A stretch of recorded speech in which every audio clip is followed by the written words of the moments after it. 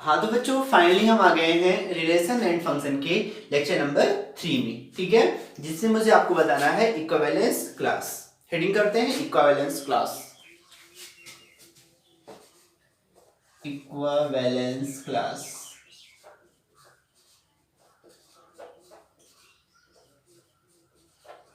ठीक है ना। इसको बोला जाता है हिंदी में तुल्यता वर्ग। अब क्या है, इसको थोड़ा सा ध्यान समझिए। एक सेट ए है और एक सेट बी है, ठीक है, और ए से बी में एक रिलेशन डिफाइंड है आर, जो क्या है, इक्विवेलेंस रिलेशन। इक्विवेलेंस रिलेशन, ठीक है। सुनिए, एक सेट ए है एक सेट बी है, ए से बी में एक रिलेशन आर डिफाइंड है जो इक्विवेलेंस रिलेशन है, ठीक है। तो अगर मैं सेट ए का कोई एलिमेंट लू ए, ठीक है, तो इसके साथ ढेर सारे एलिमेंट बी के रिलेटेड होंगे। मान लीजिए बी है, सी है और डी है, ठीक है ना। तो इन सभी एलिमेंट का जो सेट होगा उसे ए का इक्विवेलेंस क्लास कहा जाएगा। अगर मैं आपसे कहूं कि equivalence class of A, what is A, a element of set A is equals to B, C और डी। मतलब अगर ए से बी में परिभाषित एक संबंध आर तुल्यता संबंध है, तो ए के किसी अवयव का तुल्यता वर्ग बी के उन सभी अवयवों का समुच्चय होगा जो रिलेशन आर के माध्यम से उस अवयव से संबंधित हैं। पक्की बात है, बताइए बी के कितने अवयव रिलेशन आर के माध्यम से ए से जुड़े हुए हैं? सर बी, सी और डी। तो जो इनका समुच्चय होगा उसे आप क्या बोलेंगे? तुल्यता संबंध। एक बार मैं तुल्यता संबंध को फिर बोल दे रहा हूं, ठीक है, आप नोट भी कर लो ऐसे। क्या? यदि ए से बी में परिभाषित एक संबंध आर तुल्यता संबंध है, तो ए के किसी अवयव का तुल्यता वर्ग बी के उन सभी अवयवों का समुच्चय होगा जो संबंध आर के माध्यम से उस अवयव से संबंधित है, ठीक है ना। तो ये छोटी सी बात आपकी इक्विवेलेंस क्लास की थी, और इसको निकलते हुए आगे बढ़ते हैं।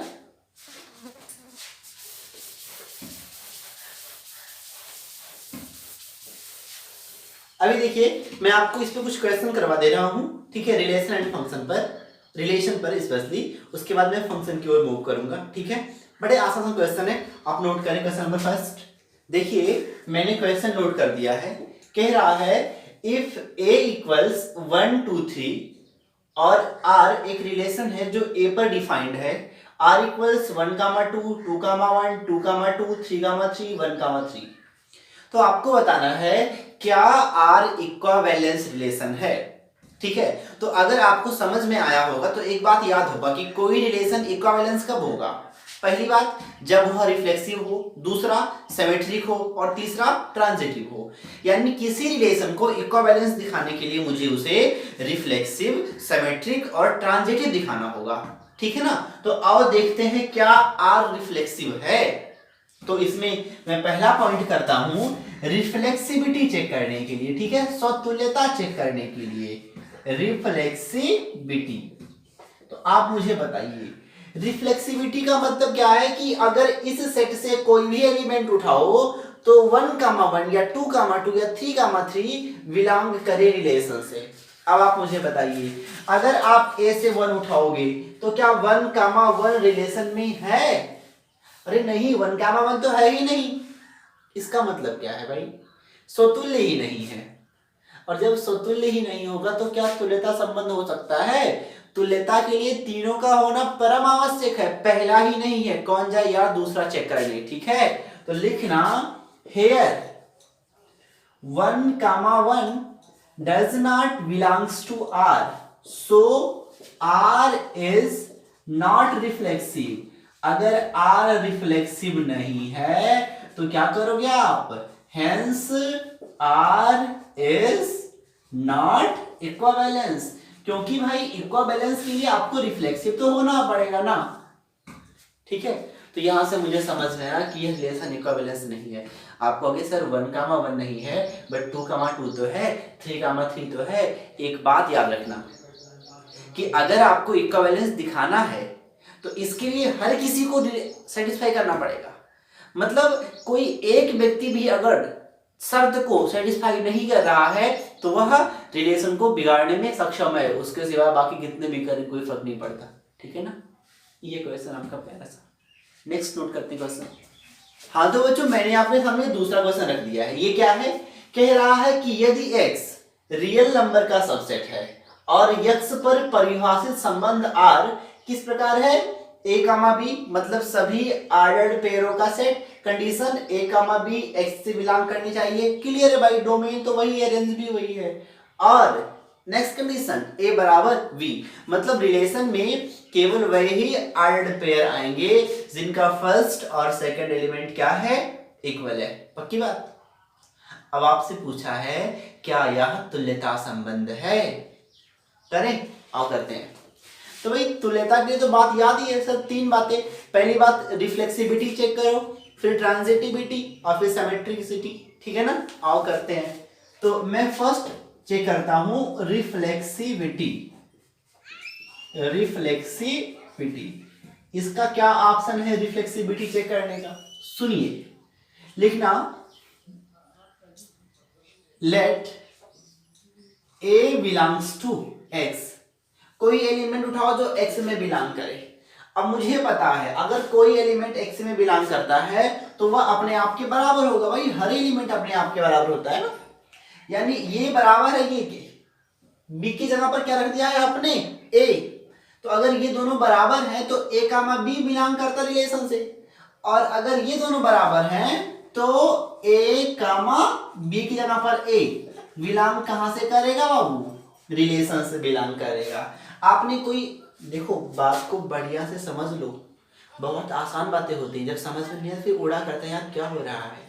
सुनिए, कोई एलिमेंट आप उठाएं x का तो वो अपने आप के बराबर होगा, और x का कोई एलिमेंट रिलेशन में कब होगा, जब पहला दूसरे के बराबर रहे। तो अगर यह इसके बराबर है तो इनका ऑर्डर्ड पेयर अगर बनाओगे तो क्या यह इसके बराबर नहीं होगा, होगा ना। अगर यह इसके बराबर होगा तो निश्चित रूप से ये ऑर्डर्ड पेयर रिलेशन से बिलोंग करेगा। और ये तो आपने कोई रैंडम x उठाया है, कोई विशेष रूप से x तो उठाया नहीं है भाई, एक निश्चित मान है कोई भी उठा लो। इसका मतलब for all a belongs to x, कोई भी एलिमेंट a उठाओगे जो x कप से बिलोंग करेगा तो a, a रिलेशन से बिलोंग करेगा। अब आप मुझे बताओ अगर ऐसा होगा तो रिलेशन को क्या बोलते हैं भैया, रिफ्लेक्सिव। लिखते हैं हेंस R इज रिफ्लेक्सिव। अच्छी बात है कि नहीं बताओ मुझे, बढ़िया बात है ना। चलो दूसरा भैया सर सिमेट्रिसिटी चेक कर लो। सिमेट्रिसिटी, सिमेट्रिसिटी सिमेट्रिसिटी कहता है कि अगर a, b बिलोंग करता है तो b, a भी बिलोंग करना चाहिए। आओ लिखो, लेट a, b बिलोंग करता है रिलेशन से। भाई बताओ कोई ऑर्डर्ड पेयर रिलेशन से कब बिलोंग करेगा, जब फर्स्ट टर्म सेकंड टर्म के इक्वल रहे। तो अगर ये रिलेशन में है तो मैं लिखूंगा a किसके बराबर है, b के। अच्छा अगर a बराबर है b के तो निश्चित रूप से b बराबर होगा a के, ठीक है ना। अब आप मुझे बताओ अगर a बराबर है b के तो इनका ऑर्डर्ड पेयर बिलोंग करता रिलेशन से। अगर b बराबर a के है तो क्या इनका ordered pair b, a relation से बिलोंग नहीं करेगा, पक्का करेगा। क्लियर है।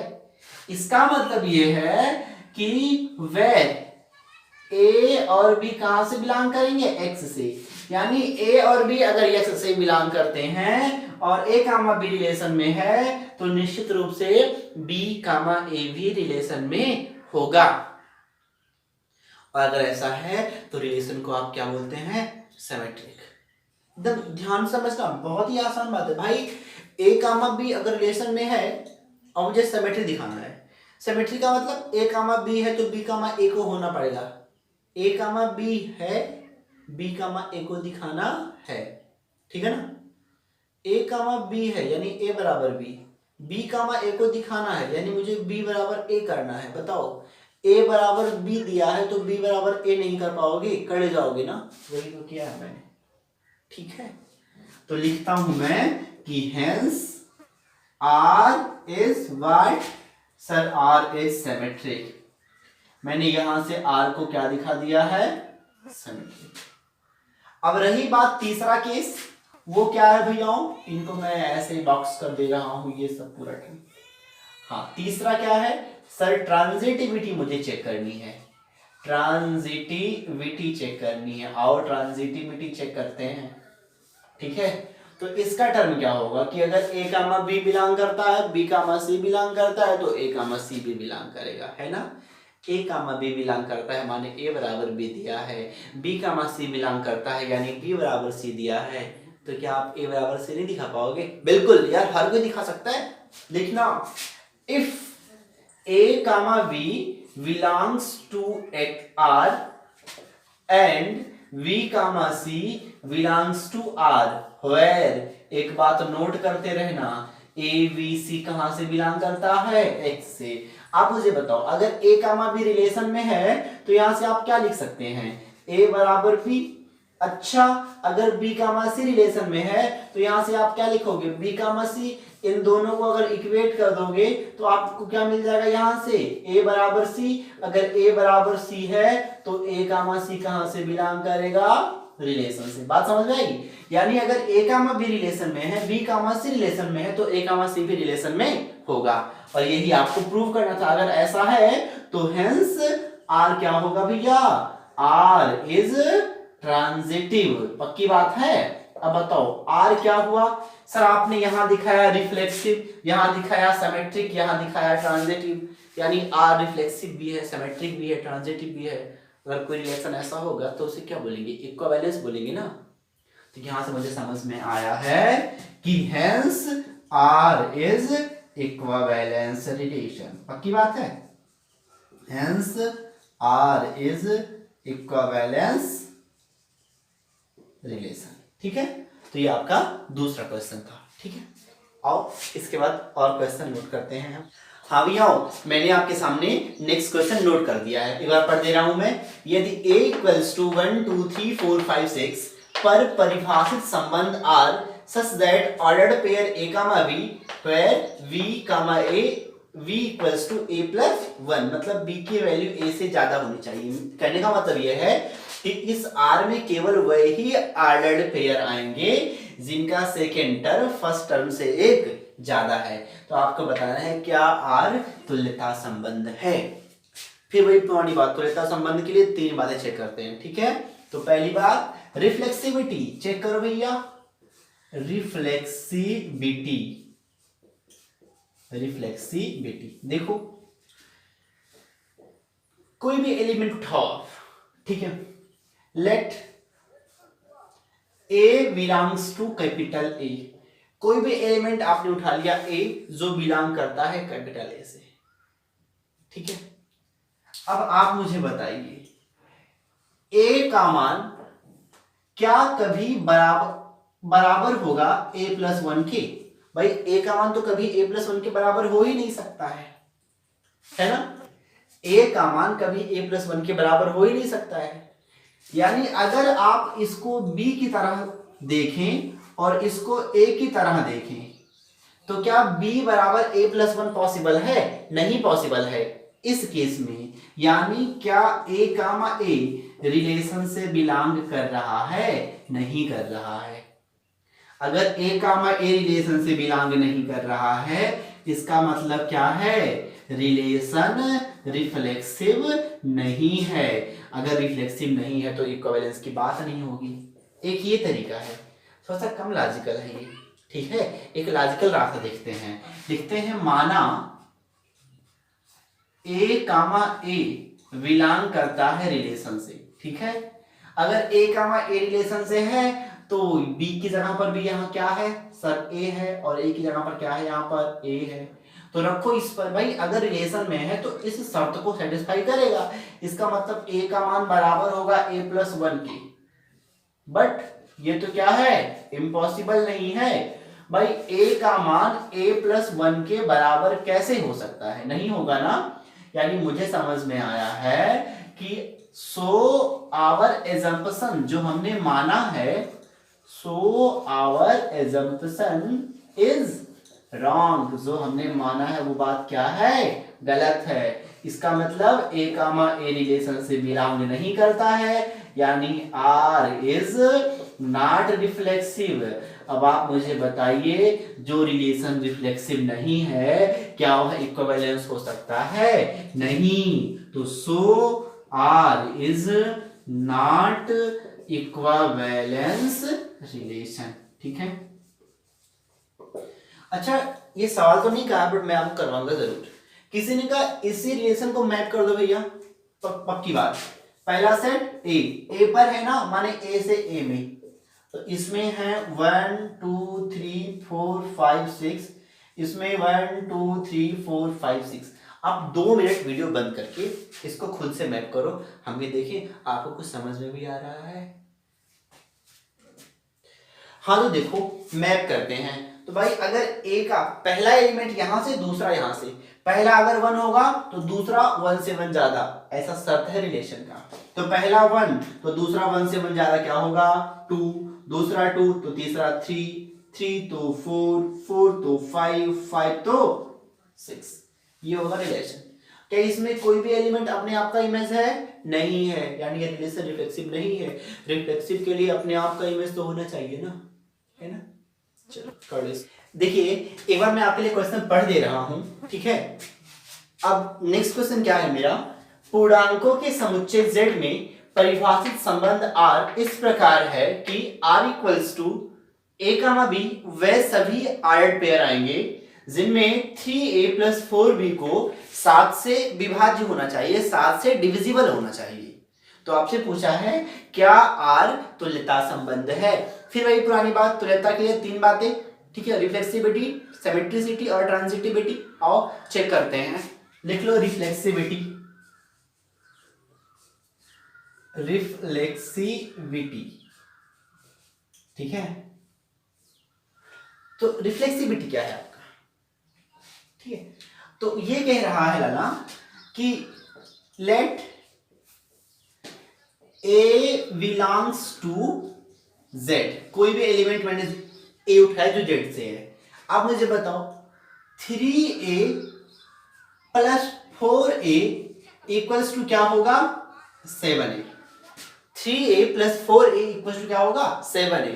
और 7A जो है, 7A जो कि 7 से विभाज्य है, जो कि 7 से विभाज्य है, ठीक है ना, 7 से विभाज्य है, which is divisible by 7। आप मुझे बताइए अगर ये टर्म 7 से डिविजिबल है तो ये A की प्लेस पर है और ये कहां है, B की प्लेस पर। तो A कामा B बिलोंग करेगा रिलेशन से, that's why we can say A comma A कहां से बिलोंग करेगा, रिलेशन से, पक्की बात। अभी मैंने कोई स्पेसिफिक A तो उठाया नहीं है, मैंने कोई रैंडम A उठाया है, और रैंडम A उठाने की वजह से कोई भी A उठाओ जो Z का हो तो A कामा A रिलेशन में बिलोंग करेगा। लिखना for all A belongs to Z। भैया बताओ अगर ऐसा है तो R को क्या कहा जाएगा, हेंस R इज रिफ्लेक्सिव। अच्छी बात है, रिफ्लेक्सिव तो हो गया ना भैया, और ट्रांजिटिव कर लेते हैं आप, ठीक है। तो लिख लो ट्रांजिटिव, पहले सिमेट्री करते हैं ना, सिमेट्रिसिटी दिखाते हैं, बाद में ट्रांजिटिविटी दिखाते हैं। सिमेट्रिसिटी, अब सिमेट्रिसिटी क्या है कि if A comma V belong करता है R से। अब आप मुझे बताओ अगर A कामा B R से बिलोंग करता है तो इसका क्या मतलब है, सर इसका मतलब है कि 3A + 4B 7 से विभाज्य है। 3A + 4B 7 से क्या होगा आपका, विभाज्य, ठीक है ना। चलो अच्छी बात है। सुनो अब दिखाना क्या है मुझे, A कामा B है तो B कामा A भी होगा, यही दिखाना है ना। यानी 3A + 4B 7 से विभाज्य है, और मुझे दिखाना है b कामा a, यानी 3b प्लस 4a दिखाना है मुझे। भाई देखो, अगर a b है तो 3a प्लस 4 भी कटता है, अगर b a होगा तो 3b प्लस 4a कटेगा, यानी मुझे इसे 3b प्लस 4a में कन्वर्ट करना है। अब क्या रास्ता है ऐसा करने का, सुनिए। इसको अगर मैं चाहूं 4a बनाना है ना, तो इसको मैं क्या लिख सकता हूं, बोलिए सर। 7a माइनस 4a, कोई बुराई है नहीं। और जो 4b था इसको लिखूंगा 7b माइनस 3b, क्लियर है ना।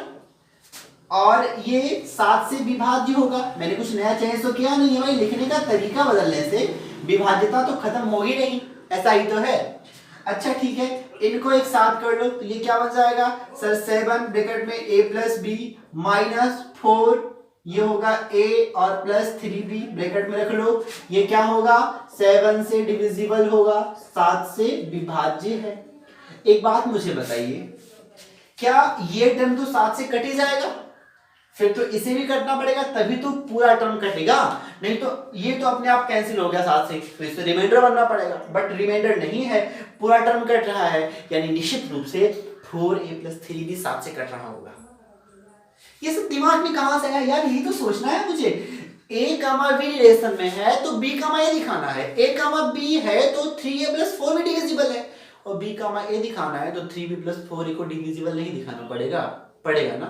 एक कुछ दिमाग चलाओ, थोड़ा सा स्टैटिक होकर सोचना तो है, बट इसका मतलब ये नहीं कि आप सोच नहीं सकते यार हम क्यों भागे, अभी तो कुछ भी नहीं है, ठीक है, कंसंट्रेट। अब देखो भैया, ये डिविजिबल है तो ये भी डिविजिबल होगा, काहे कि पूरा टर्म 7 से डिविजिबल है। तो इंप्लाई लगा के मैं लिखता हूं कि 4a प्लस 3b 7 से विभाज्य होगा, 7 से विभाज्य होगा। बढ़िया बात है ना। अब अगर 4a प्लस 3b 7 से विभाज्य होगा तो इसको ऐसे भी कर सकता हूं, 3b प्लस 4a 7 से विभाज्य होगा, ठीक है। अब सुनिए भैया, यहां पर जहां a था वहां क्या आ गया है सर, b आ गया है, implies b comma a belong करेगा रिलेशन से। यानी मुझे यहां से समझ में आया है कि if a comma v relation में है तो v कामा a भी रिलेशन में होगा। अगर ऐसा है तो रिलेशन क्या कहा जाता है, symmetric. So we can say that relation R is what, symmetric. पक्की बात, रिफ्लेक्सिविटी शो कर दिया आपने, सिमेट्रिसिटी शो कर दिया। एक बात बचती है ट्रांजिटिविटी की, उसे भी दिखा करके रिलेशन को इक्विवेलेंस बनाते हैं अगर है तो, ठीक है। अभी ट्रांजिटिविटी बाकी है, आओ उस पर चलते हैं भैया। मैं इसको मिटा दे रहा हूं, तब ऊपर लिखूंगा, सुनिए। तो तीसरी बात प्रूफ करने के लिए आप चेक करेंगे ट्रांजिटिविटी को, है ना, ट्रांजिटिविटी, ठीक है। तो ये क्या है सर, अगर a कामा b है, b कामा c है तो a कामा c भी होगा। चेक करो, लिखना if a comma v belongs to relation and v comma c belongs to relation। एक बात आपको पता है, आप अपने मन की बात बगल में सोचते रहो, दिमाग में चलता रहे करना क्या है। Sir a comma b relation में दिखाया और b कामा c दिखाया, कहने का मतलब यह है कि मैंने दिखा दिया 3a प्लस 4b रिलेशन में है, और मैंने दिखा दिया 3b प्लस 4c रिलेशन में है। यानी ये दोनों टर्म क्या है, रिलेशन में होने का मतलब 7 से विभाज्य है, ठीक है। तो आपको दिखाना क्या है सर, मुझे दिखाना है a कामा c रिलेशन में है, यानी मुझे शो करना है क्या कि 3a, ठीक है, सॉरी 3a और प्लस 4c 7 से विभाज्य होगा, ऐसा मुझे दिखाना है, ठीक है ना। इसको दिमाग में बनाए रखना, कुल मिलाकर मुझे ये लाना है दोनों रिलेशन का यूज करते हुए, ठीक है। चलो भैया, यहां से इंप्लाई लगाइए आप, और इसका रिजल्ट क्या होगा सर, इसका रिजल्ट होगा 3a प्लस 4b, ये डिविजिबल होगा 7 से, डिविजिबल बाई 7। और इसका मतलब क्या होगा सर, 3b और प्लस 4c डिविजिबल होगा किससे, 7 से। अब एक बात सुनो, आपका मेन मतलब क्या है, मोटिव क्या है सर, मेरा यही एक मतलब है कि कि इसको दिखाना है मुझे, यहाँ पहुंचना है। इसमें कहीं बी दिख रहा है नहीं ना, अब बी नहीं है यानी बी को हटाना है। चलो गायब करते हैं बी को। अब कैसे गायब करेंगे, इन दोनों को जोड़ लिया जाए अगर तो काम बन जाएगा ना। मुझे पता है कि अगर कोई संख्या, दो संख्याएं 7 से कट रही हैं तो उनका सम भी 7 से कटेगा, ऐसा ही तो है। तो भाई अगर इन दोनों को जोड़ लिया जाए तो कुछ काम बन जाएगा ना। आओ जोड़ते हैं, ठीक है। अभी लग नहीं रहा यार हटेगा, बट कुछ तो मिलेगा अभी। तो इनको ऐड करो तो इम्प्लाइज लिखना 3a प्लस 4b और प्लस 3b और प्लस 4c, ये भी क्या होगा, डिविजिबल बाई 7 होगा। बात समझ में आई है कि नहीं आई है, ये भी डिविजिबल बाई 7 होगा।